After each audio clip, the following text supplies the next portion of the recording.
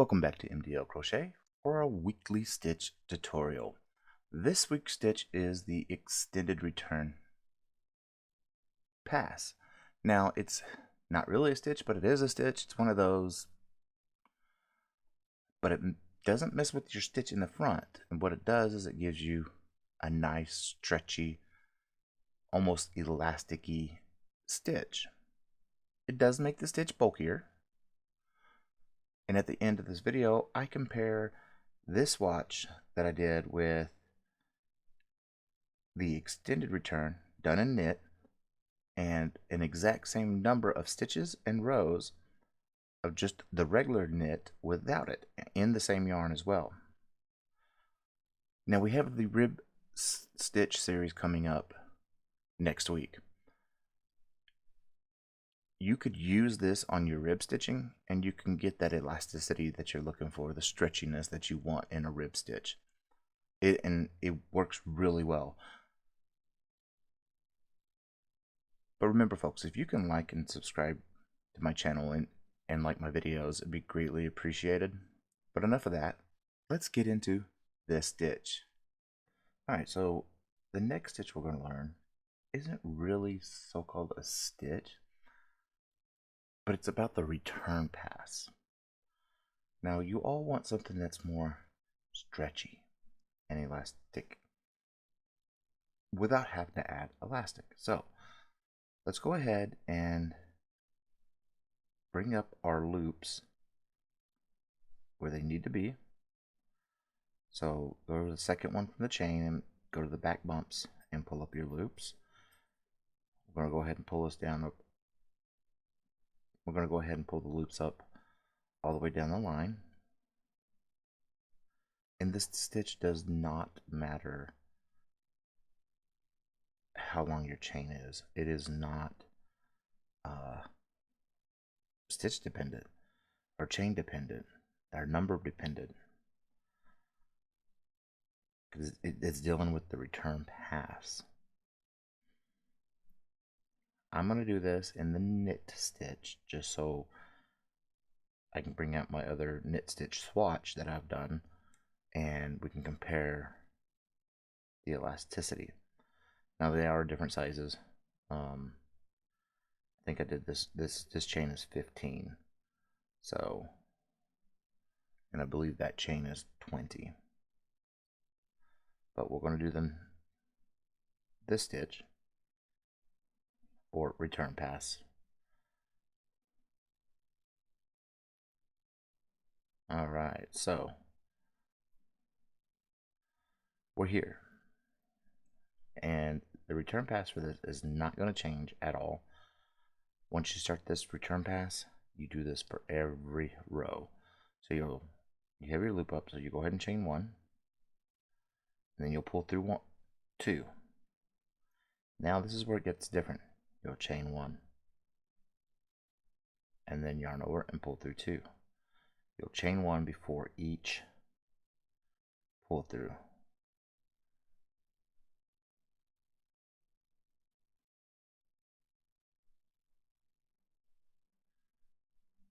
And this is what's going to give you your elasticity. Almost went through all of it again without chaining one.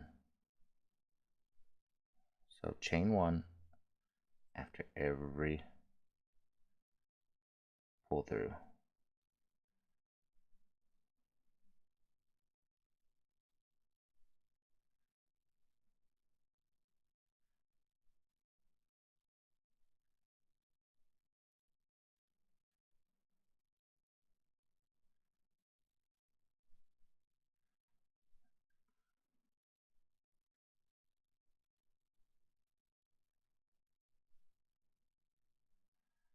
Now it's going to add a bunch of curl because, well, we're adding an extra stitch in each return pass. It'll start tightening itself up. So what we're going to do is we're going to do a knit stitch. And if you don't know how to do a knit stitch, I'll put the link right above here for you so you can refresh yourself or learn how to do the knit stitch. But we're just going to do a knit stitch all the way down.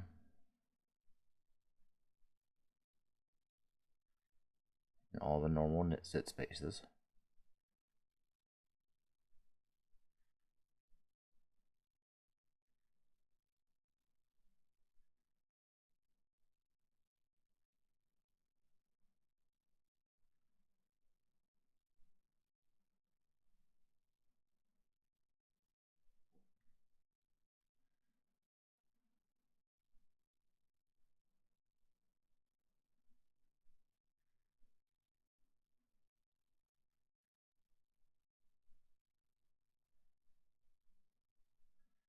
And it's a normal end, row closure, and then you pull up your loop and you chain one, and then you'll pull through two, and then you'll chain one, pull through two, chain one, pull through two, chain one, pull through two, chain one,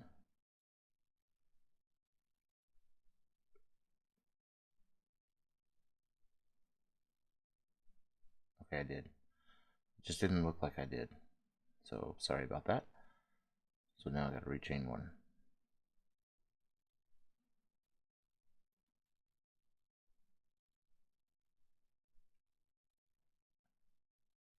Then pull through two, chain one, pull through two, chain one,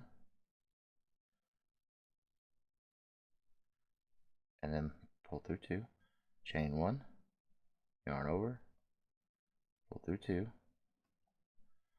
chain one, yarn over, and then pull through two, chain one, yarn over, pull through two, chain one, yarn over, and pull through two, chain one, yarn over, pull through two, chain one, yarn over, and pull through two, chain one, yarn over, and pull through two.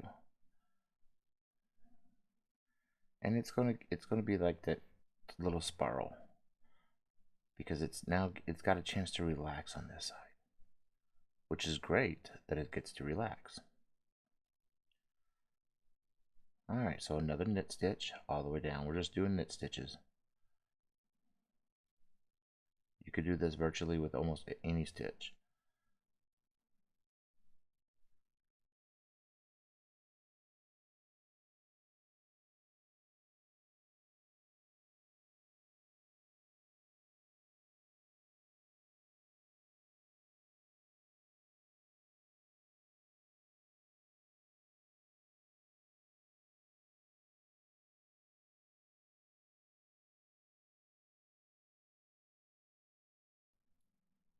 I know it looks sloppy.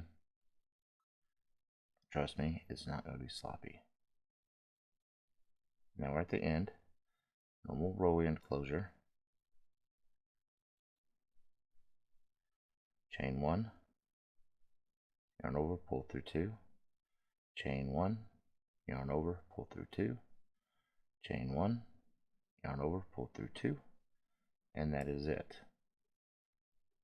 Chain one, yarn over, pull through two, chain one, yarn over, pull through two, chain one, yarn over, pull through two, chain one, yarn over, pull through two, chain one, yarn over, and pull through two, chain one, yarn over, pull through two, chain one, yarn over, pull through two, chain one, yarn over, pull through two, chain one, yarn over, pull through two, chain one, yarn over, pull through two, chain one, yarn over, and pull through two, and I got a factory knot. Oh well. Normally you don't want to deal with factory knots. I'm going to go ahead and build up, get a sizable swatch done so you can see the actual elasticity that happens. I'll be back in just a second.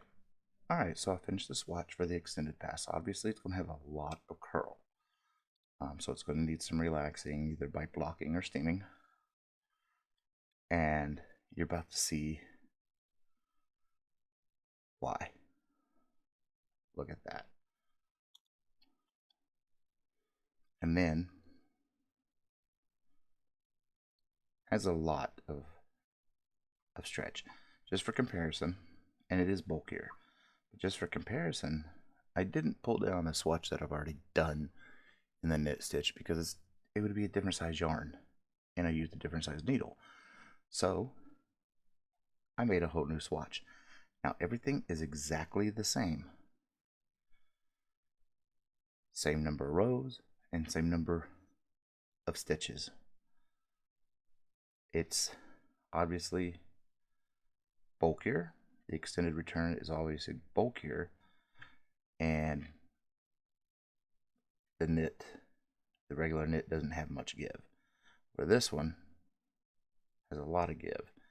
And a lot of it is because we have these extras down the back that helps it stretch, and it helps it stretch vertically as well. And it's great to use on any type of ribbing you want to use it on. It's also great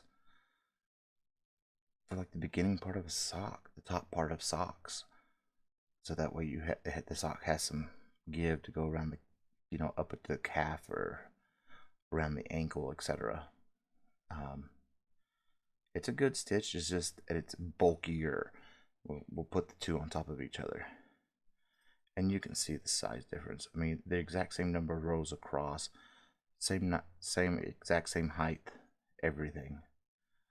It's just bulkier, and I use the same yarn, same needle. So yeah, but that is the extended return pass. And remember, if you can like and subscribe these videos, it'd be greatly appreciated. And leave me a comment. We can chit chat.